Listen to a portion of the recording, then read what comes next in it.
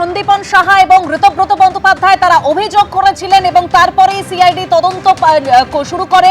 অভিষেক বন্দ্যোপাধ্যায়কে এর আগে 3 বার হাজিরা দেওয়ার জন্য নোটিশ দেওয়া হয়েছিল, তবে আজকে হাইকোর্টের যে ডেডলাইন ছিল একদম সন্ধ্যে 6টার মধ্যে হাজিরা দিতে হবে। আমরা যে ছবি দেখতে পেলাম বিকেল 4:49-এ ভবানী ভবনে পৌঁছন অভিষেক বন্দ্যোপাধ্যায়। আমাদের অপর প্রতিনিধি ঝিলম করঞ্জাইও আমাদের সঙ্গে রয়েছেন। ঝিলম,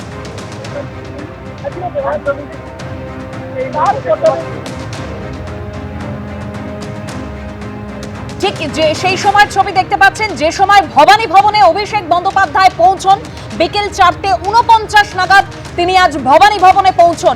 এর আগে 3 বার তাকে নোটিশ দেওয়া হয়েছিল, কিন্তু তিনি হাজিরা এড়িয়ে যান এবং তারপর আজকে হাইকোর্টের একদম নির্দেশ ছিল সন্ধ্যে 6টার মধ্যে হাজিরা দিতে হবে অভিষেক বন্দ্যোপাধ্যায়কে ভবানী ভবনে। সেই মতো তিনি ভবানী ভবনে পৌঁছে যান।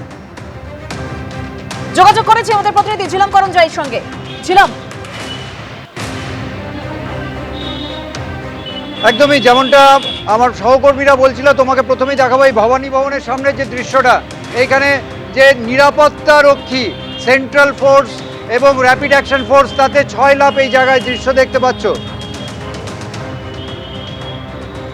তার পাশাপাশি এখানে যেটা দেখা যাচ্ছে, আমরা দেখলাম যে অভিষেক বন্দ্যোপাধ্যায় কিছুক্ষণ আগেই ভেতরে গেলেন এবং তার যে প্রসেস, যে নিয়ম কানুন, সেই নিয়ম কানুন মেনে তিনি ভেতরে গেছেন।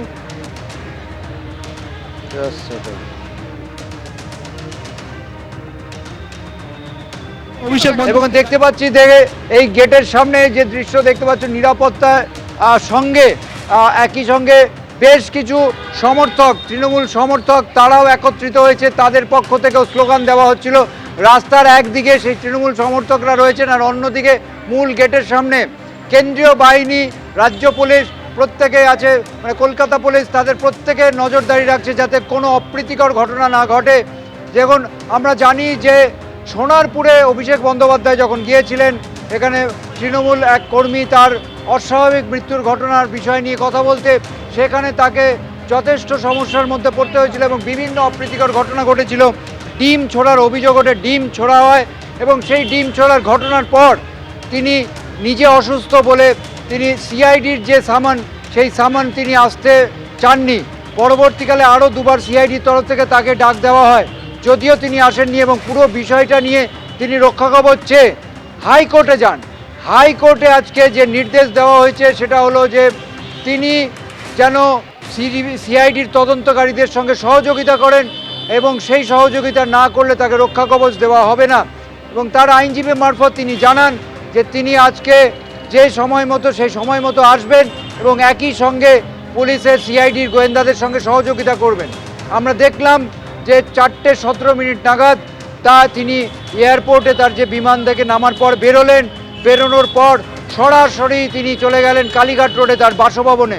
কালীঘাট রোডে আধ ঘন্টার মতো তিনি ছিলেন এবং পরবর্তীকালে সেখান থেকে 5:43 নাগাদ তিনি বেরোন এবং এখানে আমরা যেটা দেখলাম যে 5:49 নাগাদ তিনি এই ভবানী ভবনের এই মূল গেট দিয়ে ভেতরে যান এবং ভেতরে যাওয়ার সময় আজকে এইখানে অপ্রীতিকর কোনো ঘটনা ঘটলেও আমরা শুনতে পেলাম বহু তৃণমূল কর্মী সমর্থক তারা তার সমর্থনে স্লোগান দিচ্ছে।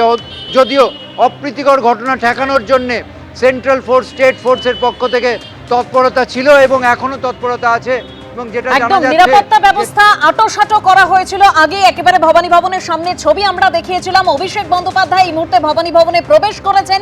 বিধায়কদের সই জাল কাণ্ডে আজকেই তাকে হাজিরা দেওয়ার নির্দেশ দিয়েছিল হাইকোর্ট। আমাদের অপর প্রতিনিধি পার্থপ্রতিম ঘোষও আমাদের সঙ্গে রয়েছেন। পার্থ, আজকেও যেটা রাজ্যের তরফে সওয়াল করা হয়েছিল যে সেই রেজলিউশন বুক, সেটা না দেওয়ায় কোথাও গিয়ে তদন্ত থমকে রয়েছে, সেই রেজলিউশন বুক আজকে চাওয়া হবে। সিআইডি সূত্রে কি তথ্য?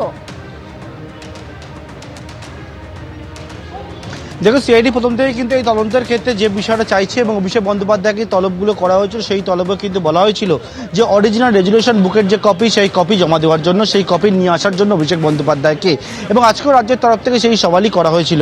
এখন দেখার বিষয়, অভিষেক বন্দ্যোপাধ্যায়কে রেজুলেশন বুকের সেই অরিজিনাল কপি নিয়ে এসছেন সিআইডি আধিকারিকরা। আজকে ইতিমধ্যে আমরা দেখলাম অভিষেক বন্দ্যোপাধ্যায় যখন ভবানী ভবনে প্রবেশ করলেন, ভবানী ভবনে প্রবেশ করার পর তিনি গাড়ি নিয়ে গেটের ভেতরে প্রবেশ করলেন। করার পরবর্তীতে সিআইডি অফিসিয়াল তারা ছিলেন এবং নির্দিষ্ট যে প্রতিটা ভিজিটার যারা আসেন ভবানী ভবন তাদের ক্ষেত্রে যে নিয়ম রয়েছে, নির্দিষ্ট নিয়ম, সেই নিয়ম অনুযায়ী একেবারে অভিষেক বন্দ্যোপাধ্যায়কে আবারও গেটের সামনে নিয়ে যাওয়া হলো এবং নিয়ে গিয়ে সেখানে যে ভিজিটার বুক রয়েছে সেই ভিজিটার বুকে তিনি কোন সময় এলেন সেই বিষয়ে কিন্তু একেবারে সাইন করলেন। 5:49 নাগাদ অভিষেক বন্দ্যোপাধ্যায় ভবানী ভবনে প্রবেশ করলেন। এখন সিআইডি যে দপ্তর সেই দপ্তরে অভিষেক বন্দ্যোপাধ্যায় গিয়েছেন এবং সিআইডি আধিকারিকদেরকেও আমরা দেখলাম অভিষেক বন্দ্যোপাধ্যায়ের সঙ্গে একেবারে যে সিআইডি যে দপ্তর রয়েছে সেখানে গিয়েছেন। ইতিমধ্যে তুমি জানো যে এই যে মামলা বিধানসভায় সইজাল মামলা, সেই মামলা একটা এসআইটি তৈরি করা হয়েছে। সেই এসআইটি সদস্যদেরকেও আমরা দেখলাম তারা ইতিমধ্যে কিন্তু ভবানী ভবনে উপস্থিত রয়েছেন এবং অভিষেক বন্দ্যোপাধ্যায় যখন নিচে নেবে রেজিস্টার বুকে সাইন করতে যাচ্ছিলেন সেই সময়ও দেখলাম আমরা যে সেই এসআইটি সদস্যরা তারা কিন্তু সঙ্গে ছিলেন। অভিষেক বন্দ্যোপাধ্যায়কে জিজ্ঞাসাবাদ করা হবে, কোন ভিত্তিতে জিজ্ঞাসাবাদ করা হবে সেটা হচ্ছে এক হচ্ছে রেজুলেশন বুকটা প্রথমে চাওয়া হবে। সেই রেজুলেশন বুকের যে অরিজিনাল কপি সেটা চাওয়ার পরবর্তীকালে সেখানে যে 70 জন বিধায়কের সই রয়েছে, যার মধ্যে এমন অনেক বিধায়কই রয়েছেন যাদের সঙ্গে সিআইডি ইতিমধ্যে কথা বলেছেন, তারা বলেছেন এই সই তাদের নয়। তাহলে এই সইটা করলো কি, কারা কারা সেখানে উপস্থিত ছিল, কি হয়েছিল 30 হরিশ চ্যাটার্জি ডিস্ট্রিক্টে গত মাসের 6 তারিখে, সেই সমস্ত বিষয়ে কিন্তু প্রশ্নের উত্তর চাইবেন অভিষেক বন্দ্যোপাধ্যায়ের কাছ থেকে সিআইডি আধিকারিকরা। কিন্তু সিআইডি তরফ থেকে যে বিষয়ে চাওয়া হচ্ছে বারবার করে সেটা হচ্ছে অরিজিনাল রেজুলেশন বুকের কপিটা। যে অরিজিনাল রেজুলেশন বুকে সেখানে লিডার অফ অপোজিশন কে হবে, শোভনদেব চট্টোপাধ্যায়, বা হচ্ছে অন্যান্য পদে কারা থাকবেন, বা হচ্ছে চিফ হুইপ করা হচ্ছিল ফিরহাদ হাকিমকে, সেখানে হচ্ছে বলা হচ্ছিল 70 জন বিধায়কের সই রয়েছে। সেখানে বলা হয়েছিল যেটা স্পিকারের কাছে জমা পড়েছিল যে বিষয়ে উল্লেখ করে যে 10 জন বিধায়ক তারা অনুপস্থিত ছিলেন, তার মধ্যে 8 জন বিধায়ক হচ্ছে নিজ নিজ এলাকায় কাজের মধ্যে ব্যস্ত ছিলেন, 2 জন বিধায়ক অসুস্থ ছিলেন। কিন্তু বাকি যে 10 জন কথা উল্লেখ করে তাদেরও সম্মতি রয়েছে, কিন্তু 70 জনের সই রয়েছে। এমন 70 জনের মধ্যে ইতিমধ্যে তুমি জানো যে 3 জন বিধায়ক রয়েছে, যার মধ্যে মহেশতলা বিধায়ক সুভাষিস দাস, বারুইপুর পশ্চিমের বিধায়ক বাহারুল ইসলাম, অন্যদিকে হাওড়া মধ্যের বিধায়ক অরূপ রায়। সেই 3 জনে একেবারে স্পষ্ট জানিয়ে দেয় যে সই দেখানো হয়েছে তাদেরকে, সেই সই কিন্তু তাদের নয়। অর্থাৎ এক্ষেত্রে সেই সইটা করলো কে, এই বিষয়ে কিন্তু একেবারে সিআইডির তরফ থেকে আদালতের দ্বারস্থ হয়। তারা আদালত নির্দেশ দেয় এবং তাদের হাতের লেখার নমুনাও সংগ্রহ করেছেন সিআইডির আধিকারিকরা এবং অভিষেক বন্দ্যোপাধ্যায়কে এই মাসের একবারে 1 তারিখে, 1 তারিখে, তার পরবর্তীকালে 8 তারিখে, তারপরে হচ্ছে 9 তারিখে তিনটে নোটিশ দেওয়া হয়। কিন্তু অভিষেক বন্দ্যোপাধ্যায় হাজিরা দেননি। অভিষেক বন্দ্যোপাধ্যায় হাজিরা না দেওয়ার ক্ষেত্রে 1 জুনে তিনি জানান যে সোনারপুরে তিনি যখন গিয়েছিলেন সেই সময় যে অপ্রীতিকর পরিস্থিতি তৈরি হয়েছে, তাতে তিনি অসুস্থ, তিনি আসতে পারছেন না, 15 দিন সময় চায়। তো সেই দিনকে আমরা দেখলাম 1 তারিখ বিকেলবেলা সিআইডি আধিকারিকরা পৌঁছে যান অভিষেক বন্দ্যোপাধ্যায়ের একেবারে বাড়িতে।